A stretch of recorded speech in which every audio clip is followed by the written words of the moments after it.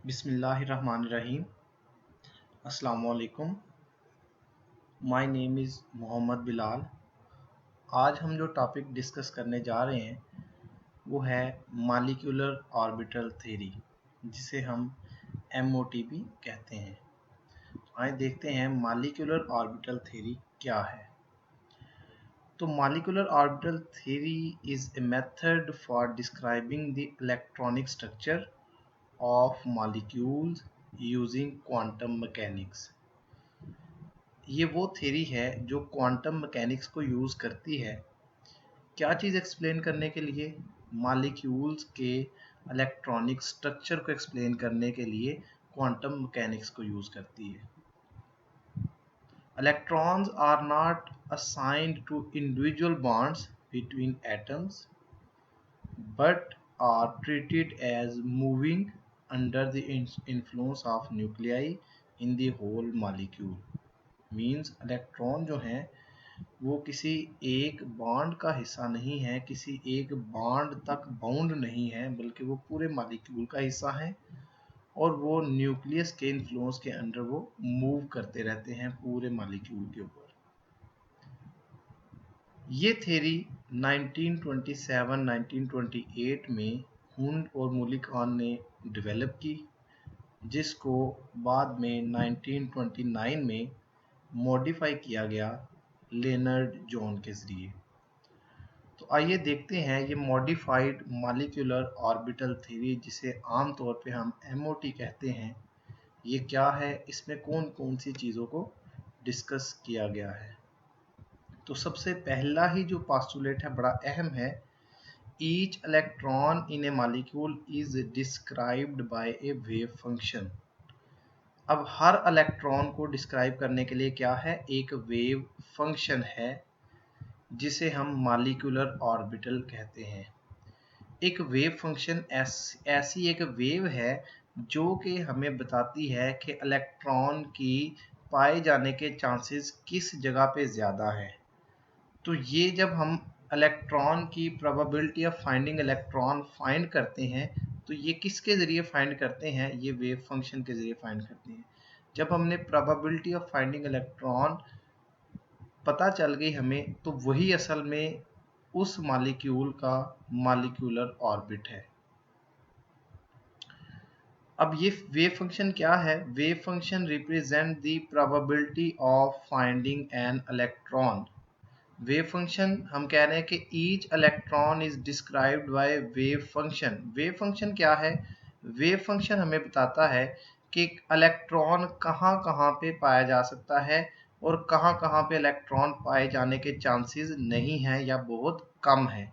तो इसके ज़रिए हम कुछ ऑर्बिटल्स की शेप बना लेते हैं, जिससे हमें पता चल जाता है इलेक्ट्रॉन के पाए जाने के चांसेस एक एरिया है जहाँ पे ज़्यादा है और दूसरा एरिया जहाँ पे कम है। तो ये किसके ज़रिए हमें probability of finding an electron किसके ज़रिए पता चलती है? ये वेव फंक्शन के ज़रिए पता चलती है। इसको रिप्रेजेंट किया जाता है साई से। ये जो आपको एक निशान नज़र आ रहा है, इसको हम साई फंक्शन कहते हैं और ये वेव फंक्शन को इस फंक्शन के ज़रिए डिस्क्राइब किया जाता है।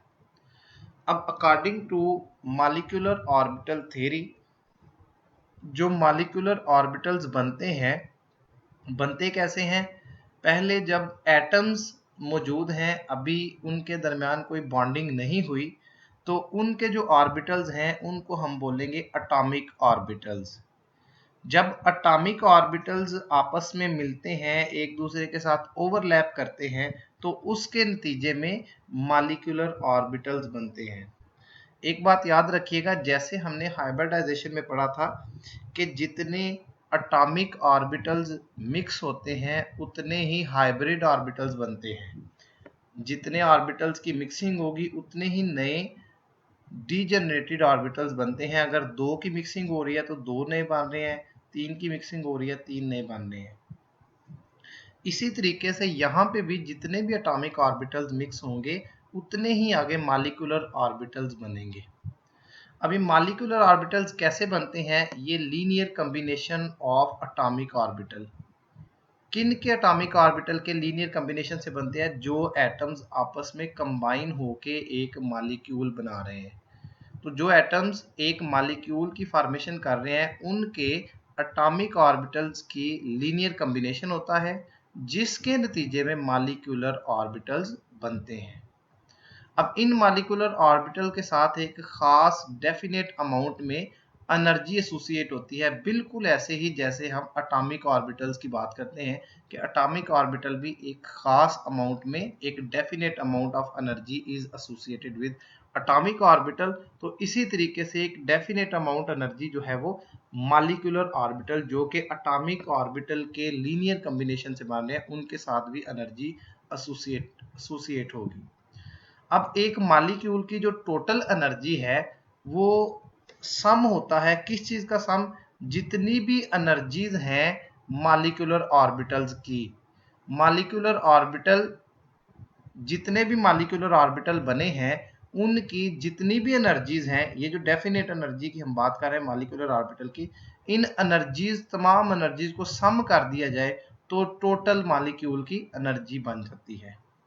अब ये जो मॉलिक्यूलर ऑर्बिटल बनते हैं, इन मॉलिक्यूलर ऑर्बिटल में इलेक्ट्रॉन की जो फिलिंग होगी, इलेक्ट्रॉन ऑक्यूपाई करेंगे बिल्कुल वैसे ही जैसे एटॉमिक ऑर्बिटल में ऑक्बो प्रिंसिपल और पॉली एक्सक्लूजन प्रिंसिपल या हुन्स रूल को सामने रखते हुए, मद्देनजर रखते हुए इलेक्ट्रॉन ऑक्यूपाई करते हैं ऑर्बिटल्स को।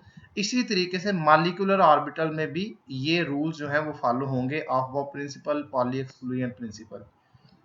तो ये रूल्स जैसे हम एटॉमिक ऑर्बिटल में यूटिलाइज करते थे बिल्कुल वैसे ही यहाँ पे मॉलिक्यूलर ऑर्बिटल में ये रूल्स अप्लाई होंगे। मॉलिक्यूलर ऑर्बिटल्स की बात कर रहे हैं तो एक्चुअल में अगर आप इस थ्योरी का नाम देखें तो वो क्या है? Molecular orbital theory. मतलब एक मॉलिक्यूल बनने के लिए जो एटॉमिक ऑर्बिटल आपस में मिले हैं उनके जरिए जो मॉलिक्यूलर ऑर्बिटल बने हैं उनके ऊपर ये सारी की सारी थ्योरी जो है उसके इर्द गिर्द घूम रही है। अब मॉलिक्यूलर ऑर्बिटल्स को देखेंगे, वो दो तरह के होते हैं, बॉन्डिंग मॉलिक्यूलर ऑर्बिटल और एंटी बॉन्डिंग मॉलिक्यूलर ऑर्बिटल। अगर तो दो ऑर्बिटल्स सेम फेज में हैं, एक ऐसे रीजन में है जहां पे वो आपस में ओवरलैप करके इलेक्ट्रॉन की कंसंट्रेशन को, इलेक्ट्रॉन डेंसिटी को दो न्यूक्लियई के दरमियान में ले आते हैं, तो ऐसे मॉलिक्यूलर ऑर्बिटल्स को बॉन्डिंग मॉलिक्यूलर ऑर्बिटल कहते हैं। तो ऐसे मॉलिक्यूलर ऑर्बिटल की कोशिश होती है कि बॉन्ड की फॉर्मेशन हो, बॉन्ड बने, दो एटम्स एक दूसरे की तरफ अट्रैक्ट हों और बॉन्ड की फॉर्मेशन हो, तो ऐसे ऑर्बिटल्स को हम क्या कहते हैं? Bonding molecular orbitals. ये दो एटम्स को एक दूसरे की तरफ अट्रैक्ट करते हैं और अट्रैक्ट किस चीज के जरिए करते हैं? दो न्यूक्लियाई के दरमियान इलेक्ट्रॉन डेंसिटी के जरिए अट्रैक्ट करते हैं। इसके अपोजिट है anti bonding molecular orbitals. Anti bonding molecular orbital क्या है? ऐसे अगर दो एटॉमिक ऑर्बिटल ऑपोजिट फेज में आ गए हैं, मतलब ऐसी फेज में नहीं आए कि जिसमें वो एक दूसरे के साथ ओवरलैप कर सकें, तो वो क्या करते हैं? इलेक्ट्रॉन डेंसिटी को दो न्यूक्लियाई के दरमियान कम कर देते हैं। जब इलेक्ट्रॉन डेंसिटी दो न्यूक्लियाई के दरमियान कम हो जाएगी तो उसके नतीजे में क्या होगा? एटम्स के दरमियान या एटॉमिक ऑर्बिटल्स के दरमियान अट्रैक्शन कम से कम होगी। जब अट्रैक्शन कम से कम होगी, रिपल्शन होगी, तो उसके नतीजे में बॉन्ड फॉर्मेशन नहीं होगी। तो बॉन्डिंग मॉलिक्यूलर ऑर्बिटल का की कोशिश है कि बॉन्ड की फॉर्मेशन हो, एंटी बॉन्डिंग मॉलिक्यूलर ऑर्बिटल की कोशिश है कि बॉन्ड की फॉर्मेशन ना हो, एटम एक दूसरे से दूर चले जाए। जब भी एटॉमिक ऑर्बिटल्स की मिक्सिंग होती है, एटॉमिक ऑर्बिटल की ओवरलैपिंग होती है, तो उसके नतीजे में बॉन्डिंग और एंटी बॉन्डिंग मॉलिक्यूलर ऑर्बिटल दोनों ही बनते हैं। बॉन्डिंग मॉलिक्यूलर ऑर्बिटल की एनर्जी कम होती है जबकि एंटी बॉन्डिंग मॉलिक्यूलर ऑर्बिटल की एनर्जी ज्यादा होती है। ये एक एग्जांपल से आपको पता चल जाएगा कि मॉलिक्यूलर ऑर्बिटल में फॉर एग्जांपल एक ये एटॉमिक ऑर्बिटल है एक हाइड्रोजन का, ये दूसरे हाइड्रोजन के एटॉमिक ऑर्बिटल के साथ ओवरलैप कर रहा है, तो दो ऑर्बिटल्स की, दो एटॉमिक ऑर्बिटल्स की ओवरलैपिंग हो रही है जिसके नतीजे में दो मॉलिक्यूलर ऑर्बिटल बनेंगे। एक ये मॉलिक्यूलर ऑर्बिटल बन गया और एक ये वाला मॉलिक्यूलर ऑर्बिटल बन गया।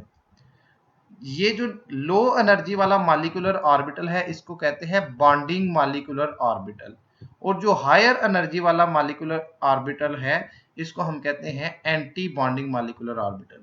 ये जो स्टार का निशान आपको नजर आ रहा है ये असल में एंटी बॉन्डिंग मॉलिक्यूलर ऑर्बिटल को रिप्रेजेंट करता है। तो जितने एटॉमिक ऑर्बिटल्स की मिक्सिंग हुई उतने ही नए मॉलिक्यूलर ऑर्बिटल बन गए। अब ये जो ओवरलैपिंग हुई है ये सेम फेज में आ गए, सेम फेज में ओवरलैपिंग हुई। ये यहाँ पे दो न्यूक्लियाई हैं, एक यहाँ पे और एक यहाँ पे। इन दोनों के दरमियान में probability of finding electron maximum होगी, जिससे ओवरलैपिंग हुई, अट्रैक्शन हुई और ये मॉलिक्यूल बन गया।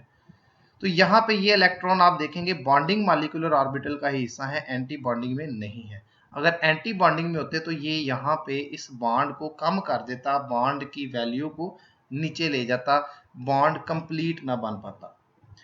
तो नेक्स्ट डिस्कस करते हैं कि ये जो ओवरलैपिंग होती है ऑर्बिटल्स के दरमियान ये किस तरीके से होती है, कौन कौन से वेज पॉसिबल हैं। हमने पास्टुलेट में एक चीज पढ़ी थी, लीनियर कॉम्बिनेशन। लीनियर कॉम्बिनेशन का कतई मतलब ये नहीं है कि हेड ऑन अप्रोच है।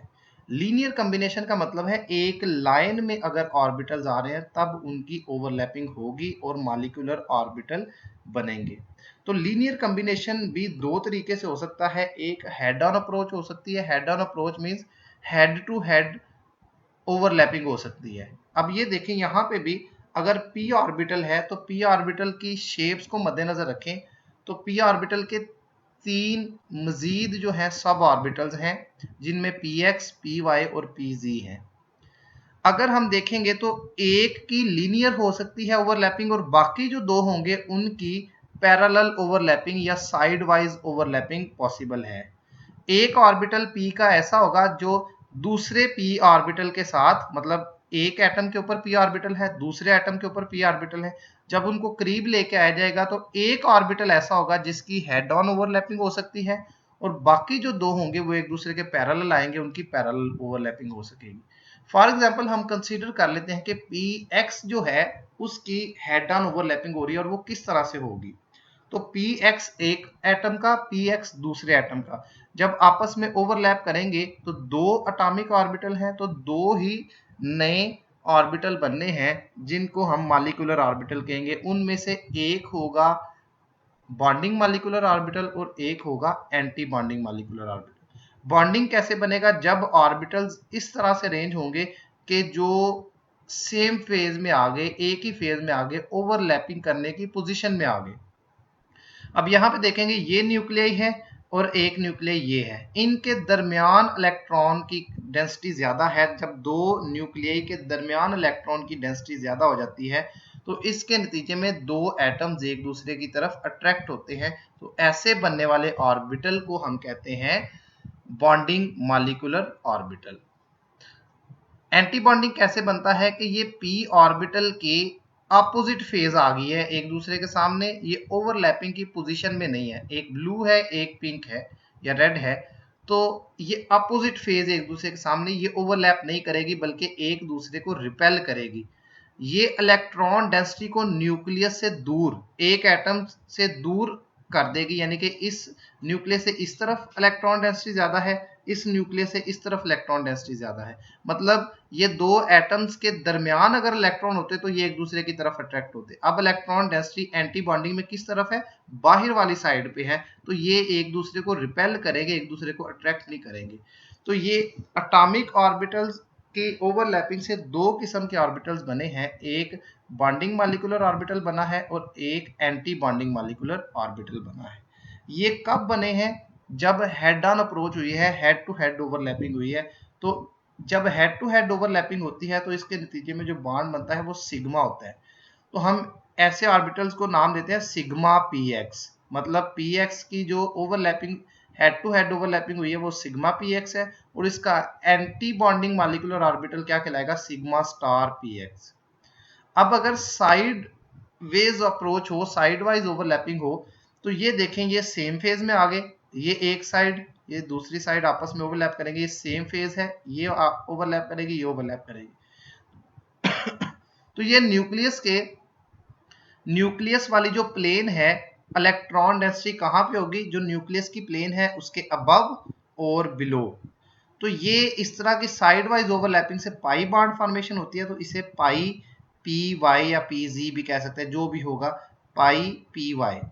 इसका एंटी बॉन्डिंग क्या होगा, जब अपोजिट फेज आ जाएगी आमने सामने। यहाँ पे देखें आपको अक्सर बुक्स के अंदर यहाँ पे पॉजिटिव और नेगेटिव के साथ भी रिप्रेजेंट किया जाता है। जैसे ये पॉजिटिव, ये भी पॉजिटिव, ओवरलैपिंग हुई, सेम फेज आ गई, ओवरलैपिंग हो गई। ये पॉजिटिव था, ये नेगेटिव, ये पॉजिटिव, तो ये आपस में ओवरलैपिंग, अपोजिट फेज आ गई, ये ओवरलैपिंग नहीं होगी, जिसके नतीजे में ये एंटी बॉन्डिंग मॉलिक्यूलर ऑर्बिटल बन गए। तो दो ऑर्बिटल्स की मिक्सिंग हो रही है तो दो ही नए ऑर्बिटल बन रहे हैं, एक बॉन्डिंग मॉलिक्यूलर ऑर्बिटल है और एक एंटी बॉन्डिंग है। पैरेलल ओवरलैपिंग से बन रही है तो पाई हो गया, और किस ऑर्बिटल की बन रही है, पी ऑर्बिटल की, तो पाई पी वाई और पाई पी जी की इस मैनर में होगी। पी एक्स की जो है हम पहले डिस्कस कर चुके हैं, जो हेड ऑन अप्रोच थी। अब ये जो कम्बिनेशन ऑफ एटॉमिक ऑर्बिटल्स होती है, ये कम्बिनेशन किन शराइत के ऊपर होता है, कौन सी ऐसी शराइत हैं, कौन सी ऐसे चीजें हैं जो फुलफिल होनी चाहिए जिसके बाद एटॉमिक ऑर्बिटल्स आपस में मिक्सअप होंगे। तो सबसे पहले हमारे पास होना चाहिए कि atomic orbital should be of comparable energy, means उनमें एनर्जी डिफरेंस बहुत ज्यादा ना हो। ऐसा ना हो कि एक ऑर्बिटल की एनर्जी बहुत कम है, एक ऑर्बिटल की एनर्जी बहुत ज्यादा है। तो अगर ऐसी सूरत नहीं है, मतलब एक दूसरे के करीब है एनर्जी के लिहाज से, तो फिर उनकी एटॉमिक ऑर्बिटल्स की जो ओवरलैपिंग है पॉसिबल है। अदरवाइज अगर एनर्जी में डिफरेंस ज्यादा है तो फिर एटॉमिक ऑर्बिटल्स की ओवरलैपिंग पॉसिबल नहीं है। दूसरे नंबर पे जो एटॉमिक ऑर्बिटल्स जो ओवरलैप करना चाह रहे हैं उनकी सिमेट्री सेम होनी चाहिए, सिमेट्री एक जैसे होनी चाहिए। अगर सिमेट्री में फर्क आ गया, उनके अगर सिमेट्री एक जैसी नहीं है तो फिर उनकी ओवरलैपिंग पॉसिबल नहीं होगी। और तीसरी चीज जो बड़ी अहम है, the atomic orbital should overlap to a considerable extent. ऐसा नहीं है कि थोड़ा सा ओवरलैप कर गया तो बॉन्ड बन गया या मॉलिक्यूलर ऑर्बिटल बन गया। एक खास हद से ज्यादा ओवरलैपिंग होगी तब एटॉमिक ऑर्बिटल जो है मॉलिक्यूलर ऑर्बिटल में कन्वर्ट होगा, तब एटॉमिक ऑर्बिटल मॉलिक्यूलर ऑर्बिटल की फॉर्मेशन करेगा। तो ये कुछ शराइत हैं जिनके ऊपर एटॉमिक ऑर्बिटल आपस में कंबाइन होते हैं, आपस में ओवरलैप करते हैं मॉलिक्यूलर ऑर्बिटल बनाने के लिए। अब इसके बाद हम बात करते हैं, जैसे हमने पोस्टुलेट में डिस्कस किया, each atomic orbital has definite energy, each molecular orbital has definite energy. हमने बात की कि एटॉमिक ऑर्बिटल की तरह ही मॉलिक्यूलर ऑर्बिटल की भी एक डेफिनेट एनर्जी होती है। वो एनर्जी किस चीज पे डिपेंड करती है, वो एनर्जी जो है वो टू फैक्टर्स पे डिपेंड करती है। और वो टू फैक्टर्स क्या है, the energy of the atomic orbital, कि मॉलिक्यूलर ऑर्बिटल की एनर्जी पहले किस चीज पे डिपेंड कर रही है, जिन एटॉमिक ऑर्बिटल से के मिलने से वो मॉलिक्यूलर ऑर्बिटल बन रहा है, एक बात। दूसरी होगी एक्सटेंट ऑफ ओवरलैपिंग, कि कितनी ज्यादा ओवरलैपिंग हो रही है। जितनी ज्यादा ओवरलैपिंग होगी उतना ही बॉन्डिंग मॉलिक्यूलर ऑर्बिटल की एनर्जी कम और एंटी बॉन्डिंग मॉलिक्यूलर ऑर्बिटल की एनर्जी ज्यादा हो जाएगी। इसका मतलब क्या है, जितनी ओवरलैपिंग ज्यादा, बॉन्डिंग मॉलिक्यूलर ऑर्बिटल की एनर्जी कम, मींस उतने ही बॉन्डिंग मॉलिक्यूलर ऑर्बिटल स्टेबल हो गए, उतना ही वो मॉलिक्यूल स्टेबल होगा। और एंटी बॉन्डिंग मॉलिक्यूलर ऑर्बिटल की एनर्जी ज्यादा हो जाएगी। जितनी बॉन्डिंग की एनर्जी लो होगी उसी हिसाब से एंटी बॉन्डिंग की एनर्जी अपग्रेड होती जाएगी, ऊपर की तरफ जाती जाएगी। अब ये एनर्जी लेवल्स की बात कर रहे हैं, तो एनर्जी लेवल्स में हमने जब डिस्कस करते हैं तो कुछ डिफरेंसेस आते हैं जब हम एनर्जी सीक्वेंस देखते हैं ऑक्सीजन और फ्लोरीन का, और जब इसको कंपेयर करते हैं कार्बन C2, B2 और N2 के साथ, तो वहां पे MOT डायग्राम के अंदर एक डिफरेंस आता है। वो छोटा सा डिफरेंस क्या है कि ये हो गया हमारे पास ऑक्सीजन का 2s, एक ऑक्सीजन का। हम O2 मॉलिक्यूल की बात कर रहे हैं तो O2 में दो ऑक्सीजन है, एक ऑक्सीजन के इलेक्ट्रॉन्स और ऑर्बिटल्स ये हैं, दूसरे ऑक्सीजन के एटॉमिक ऑर्बिटल्स और इलेक्ट्रॉन ये इस साइड पे हैं। तो एक ऑक्सीजन का 2s दूसरे ऑक्सीजन का 2s के ओवरलैप किया, दो मॉलिक्यूलर ऑर्बिटल बने, एक बॉन्डिंग और एक एंटी बॉन्डिंग। इलेक्ट्रॉन की फिलिंग जो होगी according to aufbau principle, Hund's rule, Pauli exclusion principle के इलेक्ट्रॉन ऑपोजिट स्पिन के साथ होने चाहिए। पहले जो एनर्जी है वो सेम एनर्जी पे जो ऑर्बिटल है सिंगली फिल्ड होंगे, फिर डबल फिल्ड होंगे। तो ये सारे रूल्स जो हम एटॉमिक ऑर्बिटल के लिए डिस्कस करते हैं वही मॉलिक्यूलर ऑर्बिटल के लिए भी होंगे। तो ये चार इलेक्ट्रॉन को अगर फिल करें तो ये एंटी बॉन्डिंग और बॉन्डिंग दोनों फिलअप होगी। अब बात आ गई 2p की, तो एक ऑक्सीजन के 2p में 4 इलेक्ट्रॉन, दूसरे ऑक्सीजन के 2p में 4 इलेक्ट्रॉन आ गए। तो ये देखें 3 ऑर्बिटल्स इस तरफ से, 3 ऑर्बिटल इस तरफ से, तो टोटल ऑर्बिटल्स कितने मिक्स हो रहे हैं? 6 ऑर्बिटल मिक्स हो रहे हैं। It means 6 he molecular orbital बनने हैं। 6 जितने एटॉमिक ऑर्बिटल की ओवरलैपिंग हो रही है उतने ही नए ऑर्बिटल बनेंगे। अब 6 ही नए मॉलिक्यूलर ऑर्बिटल बनने हैं, उनमें से हाफ जो होंगे वो एंटी बॉन्डिंग होंगे, हाफ बॉन्डिंग होंगे। बॉन्डिंग की एनर्जी जो होती है एटॉमिक ऑर्बिटल से कम होती है, जबकि एंटी बॉन्डिंग की एनर्जी एटॉमिक ऑर्बिटल से ज्यादा होती है। जिसकी एनर्जी ज्यादा है वो कम स्टेबल है, जिसकी एनर्जी कम है वो ज्यादा स्टेबल है। तो पहले ये इलेक्ट्रॉन कम एनर्जी वाले ऑर्बिटल्स में आएंगे, फिर उसके बाद हायर एनर्जी वाले ऑर्बिटल्स में मूव करेंगे। तो टोटल इलेक्ट्रॉन जो ऑक्सीजन एक के और दूसरी के मिल के 8 इलेक्ट्रॉन बन गए। जब मॉलिक्यूलर ऑर्बिटल में इनकी फिलिंग शुरू करेंगे तो पहले 2 इलेक्ट्रॉन यहाँ पे फिल होंगे, फिर नेक्स्ट 1 2 3 और ये 4, इस तरीके से इलेक्ट्रॉन की फिलिंग होगी। टोटल इलेक्ट्रॉन की फिलिंग 6 होगी, 2 इलेक्ट्रॉन रह गए। अब ये सेम एनर्जी वाले ऑर्बिटल्स यहाँ पे मौजूद हैं, तो पहले सेम एनर्जी वाले ऑर्बिटल को सिंगली फिल करते हैं हुंड्स रूल के मुताबिक, फिर अगर इलेक्ट्रॉन बच जाए फिर डबल फिल करते हैं। तो यहाँ पे 2 ही इलेक्ट्रॉन बचे हैं जिसकी वजह से ये सिंगली फिल्ड हो गया। अब ये देखें यहाँ पे जो एनर्जी सीक्वेंस बनता है, हम एनर्जी सीक्वेंस 2 तरीके से लिख सकते हैं। लो एनर्जी से हाई एनर्जी की तरफ जा सकते हैं या हाई एनर्जी से लो एनर्जी की तरफ भी आ सकते हैं। तो यहाँ पे जो एनर्जी सीक्वेंस लिखा गया है वो लो एनर्जी से हाई एनर्जी की तरफ गया है। तो ऑक्सीजन की अगर इलेक्ट्रॉनिक कन्फिग्रेशन देखें उसमें 1s2 वो जो मौजूद है वो हम इसको कंसीडर नहीं कर रहे, हम 2s से ये डायग्राम नजर आ रही है तो 2s से डिस्कस करते हैं। तो सिग्मा 2s की एनर्जी सबसे कम है, उससे ज्यादा एनर्जी सिग्मा स्टार 2s की, यहाँ पे सिग्मा स्टार 2s आएगा। सिग्मा स्टार 2s की एनर्जी है। फिर उसके बाद जैसे जैसे ऊपर जाते जाएंगे हम एनर्जी लिखते जाएंगे, जैसे सबसे कम एनर्जी सिग्मा 2s की, फिर उससे ज्यादा एनर्जी सिग्मा स्टार 2s की, फिर उससे ज्यादा एनर्जी सिग्मा 2p की, फिर उससे ज्यादा एनर्जी पाई 2px और पाई 2py, ये दोनों इक्वल है। तो यहाँ पे देखेंगे पाई 2px और y जो है इक्वल, ये y और z लिख दिया, हालांकि यहाँ पे x और y आना चाहिए, सॉरी यहाँ पे y और z आना चाहिए, यहाँ पे भी y और z, यहाँ पे x आ जाएगा। ये x y z डिपेंड नहीं करता, ये कोई भी हम किसी को भी नाम दे सकते हैं। तो ये जो 2 ऑर्बिटल्स आ गए इनकी एनर्जी इक्वल आ गई, जस्ट इनको पाई 2p ही कह लें, तो x और y का नाम ना दें जैसे ये लिखा हुआ है, तो ये हमारे लिए ज्यादा आसान हो जाएगा। तो पाई 2p और पाई 2p की एनर्जी इक्वल आ गई। फिर उसके बाद पाई स्टार 2p की एनर्जी इक्वल आ गई, ये पाई स्टार 2p और सबसे ज्यादा एनर्जी जो है सिग्मा स्टार 2p की है।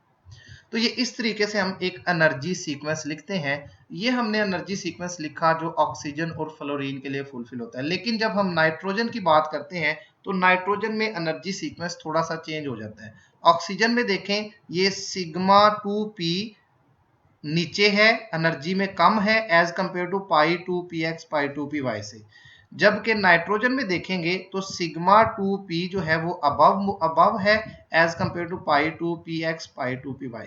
बाकी सारे का सारा एनर्जी सीक्वेंस वैसे ही है जैसे ऑक्सीजन के लिए था। तो यहाँ पे देखें बिल्कुल वैसे ही सिग्मा 2s की एनर्जी सबसे कम, फिर उससे ज्यादा सिग्मा स्टार 2s की एनर्जी आ गई। फिर यहाँ पे फर्क आ गया, पहले यहाँ पे सिग्मा 2p था ऑक्सीजन के केस में, नाइट्रोजन के केस में पाई वाले पहले आ गए हैं, सिग्मा 2p जो है वो ऊपर चला गया है। इसकी वजह भी डिस्कस करते हैं कि क्यों यहाँ पे ऐसा हुआ है, और फिर आगे वाला सीक्वेंस वही रहेगा जो ऑक्सीजन में था। इसकी रीजन क्या है? इसकी रीजन है कि जब हम नाइट्रोजन B2C2 की बात करते हैं तो इनके 2s और 2px में एनर्जी गैप बहुत कम है, ये एक दूसरे के बहुत करीब है। जब एक दूसरे के बहुत करीब है तो ये इनके दरमियान कुछ हद तक मिक्सिंग हो जाती है s और p ऑर्बिटल की।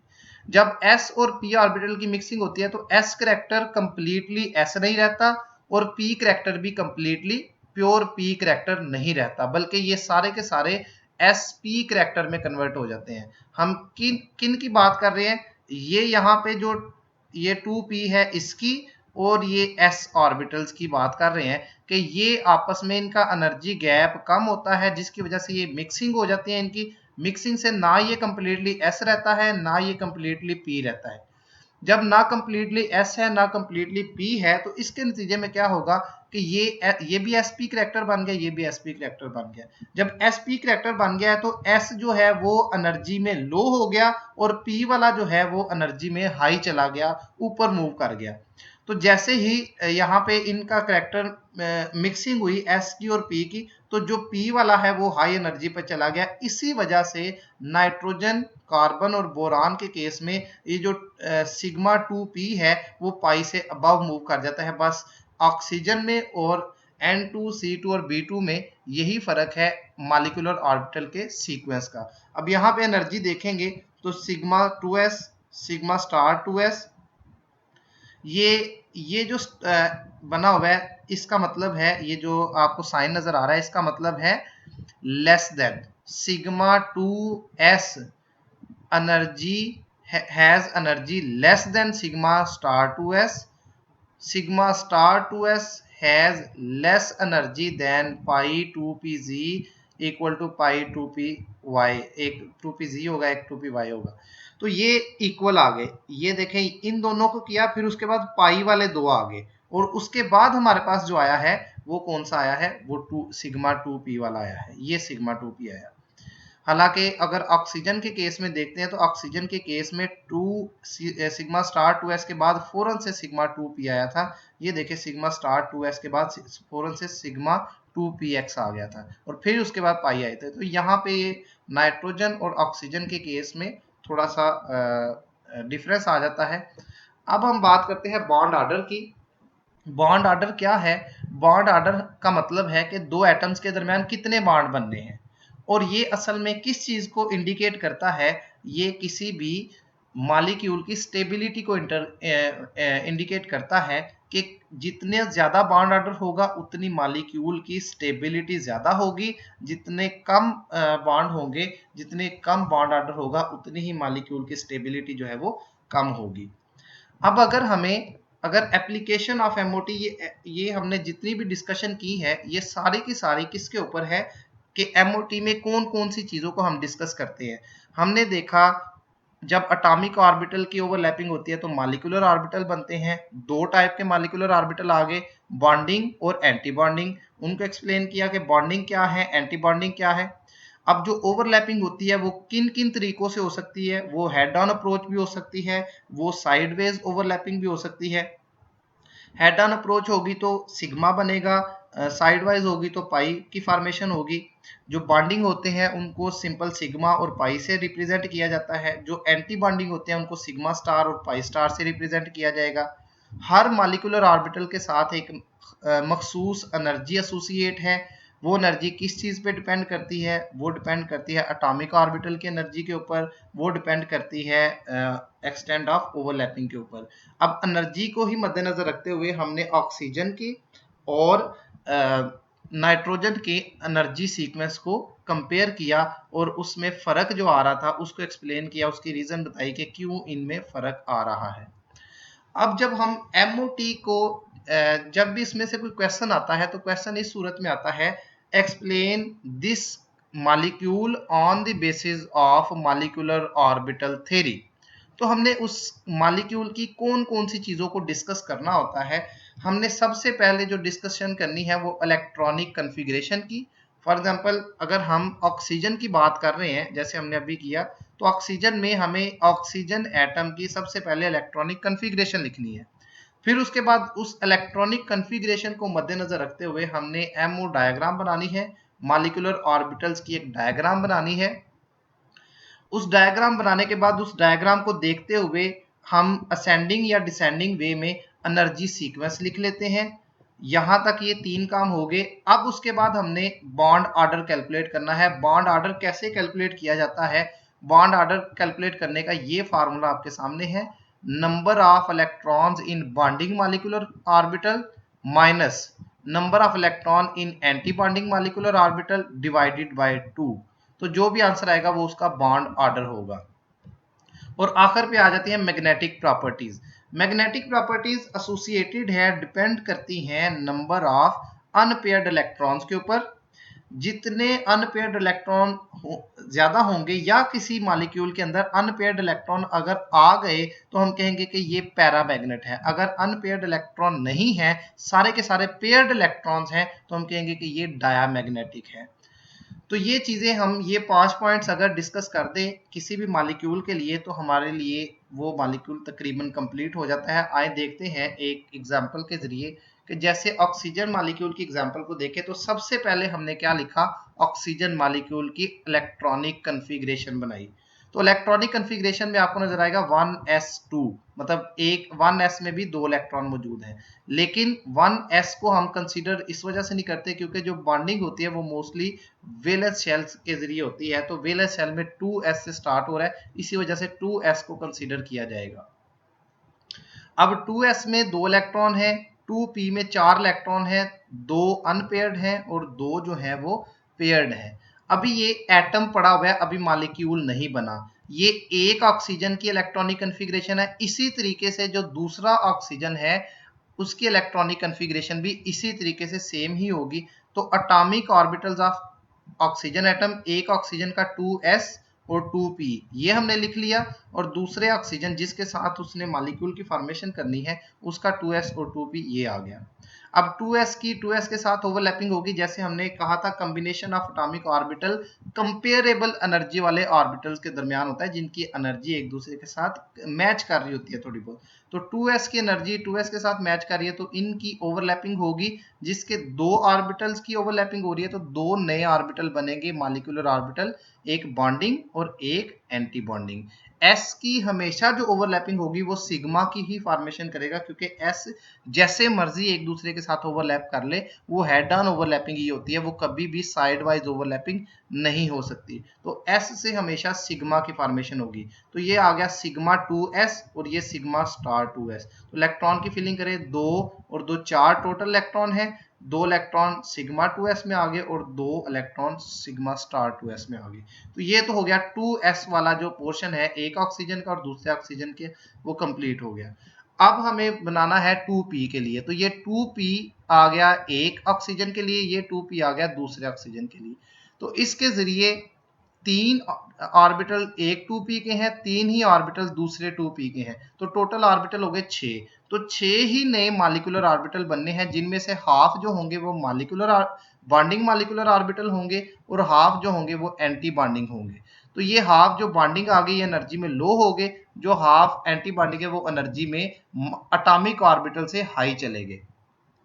3 ऑर्बिटल बॉन्डिंग मॉलिक्यूलर ऑर्बिटल और 3 जो है वो एंटी बॉन्डिंग में आ गए। अब जब हमने ये 3 ऑर्बिटल बॉन्डिंग और 3 एंटी बॉन्डिंग कर लिए तो अब इनमें इलेक्ट्रॉन ऐड करने हैं। इलेक्ट्रॉन ऐड किस तरह से करेंगे? इलेक्ट्रॉन की एडिशन हमने ऑफ-बॉ प्रिंसिपल और पॉली एक्सक्लूजन प्रिंसिपल को मद्देनजर रखते हुए करनी है कि हमने पहले इलेक्ट्रॉन, ये ऑर्बिटल है ही एक ही है इस पूरे लेवल पे, तो इसको इसमें 2 फिल कर दिए। यहाँ पे इलेक्ट्रॉन की फिलिंग कैसे होगी कि एक इलेक्ट्रॉन पहले इसमें आएगा, फिर दूसरा इलेक्ट्रॉन इसमें आएगा, अब फिर इलेक्ट्रॉन आ रहा है तो यहाँ पे अब कोई तीसरा ऑर्बिटल सेम लेवल पे नहीं है तो अब पेयर अप हो जाएगा, यहाँ पे पेयर अप करेगा, फिर यहाँ पे तो 6 इलेक्ट्रॉन यहाँ पे फिल हो गए, 2 2 4 2 6। अब कितने इलेक्ट्रॉन रह गए? टोटल इलेक्ट्रॉन थे 2 3 4 5 6 7 8, टोटल इलेक्ट्रॉन 8 थे। तो 8 में से 6 फिल हो गए, अब 2 इलेक्ट्रॉन रह गए अब जो कि अब हायर एनर्जी वाले एंटी बॉन्डिंग ऑर्बिटल्स में मूव कर जाएंगे। अब जब एंटी बॉन्डिंग ऑर्बिटल्स में मूव कर गए तो वो किस तरह से 2 इलेक्ट्रॉन फिल होंगे। अब एंटी बॉन्डिंग में जो पहले ऑर्बिटल्स आ रहे हैं वो 2 ऑर्बिटल सेम एनर्जी वाले आ रहे हैं, तो एक इलेक्ट्रॉन एक ऑर्बिटल में, दूसरा इलेक्ट्रॉन दूसरे ऑर्बिटल में। ये 2 इलेक्ट्रॉन इकट्ठे नहीं आ सकते अकॉर्डिंग टू हुंड्स रूल, तो ये अलग-अलग फिल करेंगे ऑर्बिटल्स को। तो यहाँ पे देखें ये बन गई ammo diagram of oxygen molecule. अब यहाँ पे पहले थे जब एटम की फॉर्म में ऑक्सीजन मौजूद थे तो ये वाले ऑर्बिटल कंसीडर किए जा रहे थे 2s और 2p। अब जो ऑर्बिटल कंसीडर किए जाएंगे ये sigma 2s, sigma star 2s, sigma 2px, 2py, 2pz, pi star और सिग्मा स्टार, ये वाले ऑर्बिटल्स अब कंसीडर किए जाएंगे। ये वाले ऑर्बिटल्स लाई कर रहे हैं ऑक्सीजन मॉलिक्यूल के ऊपर। अब हमें एनर्जी सीक्वेंस ये 2s और 2p का नहीं बताना, बल्कि एनर्जी सीक्वेंस हमने ये sigma 2s, sigma star 2s का बताना है। तो यहाँ पे देखेंगे तो हम तरतीब से लिखते जाएंगे, बिलो से अप मूव करते जाएंगे, और अगर बिलो से अप मूव कर रहे हैं तो लेस देन का साइन होगा कि sigma 2s has less energy than sigma star 2s, sigma star 2s has less energy than sigma 2px, 2py या 2pz जो भी है।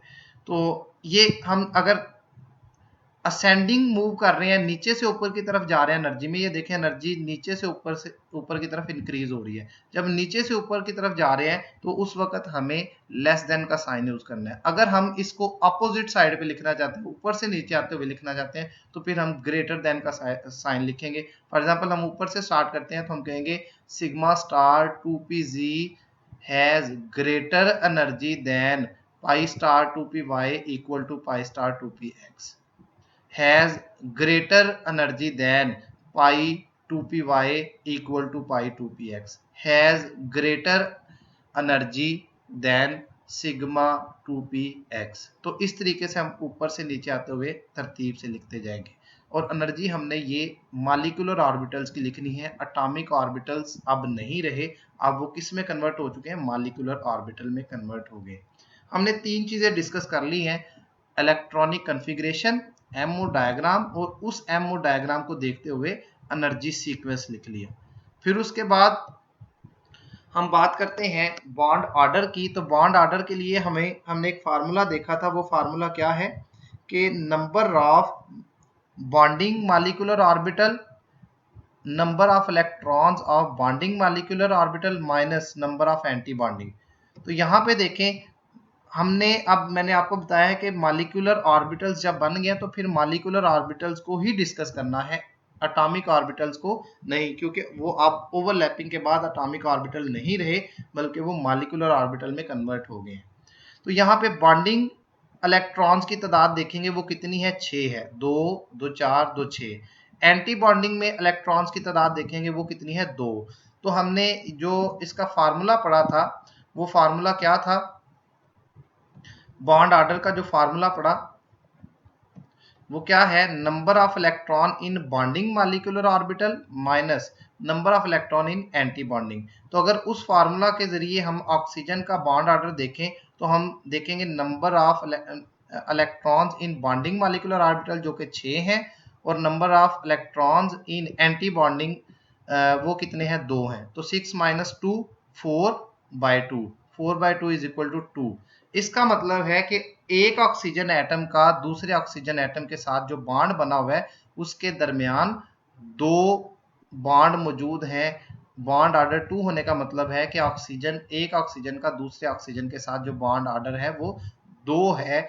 एक ऑक्सीजन दूसरे ऑक्सीजन के साथ 2 बॉन्ड्स के जरिए जुड़ा हुआ है। तो अक्सर हम लिखते हैं जो O double bond O means oxygen double bond oxygen, तो जो O2 मॉलिक्यूल है वो इसी तरीके से है।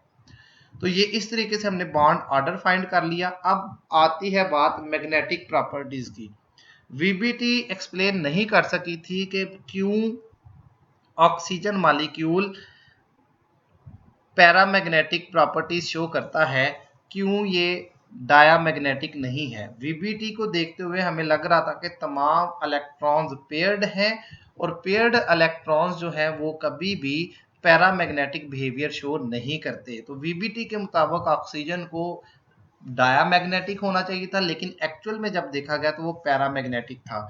वो किस वजह से था, वो हमें ऑक्सीजन की एमओ डायग्राम से पता चल जाएगा कि ऑक्सीजन में जब मॉलिक्यूलर ऑर्बिटल्स में इलेक्ट्रॉन्स को देखते हैं तो आपको अनपेयर्ड इलेक्ट्रॉन्स नजर आएंगे। ये अनपेयर्ड इलेक्ट्रॉन्स की वजह से ऑक्सीजन मॉलिक्यूल जो है वो क्या है, पैरामैग्नेटिक है। जैसे पहले डिस्कस हुआ था कि magnetic properties, magnetic behaviour depend करता है अनपेयर्ड इलेक्ट्रॉन के ऊपर।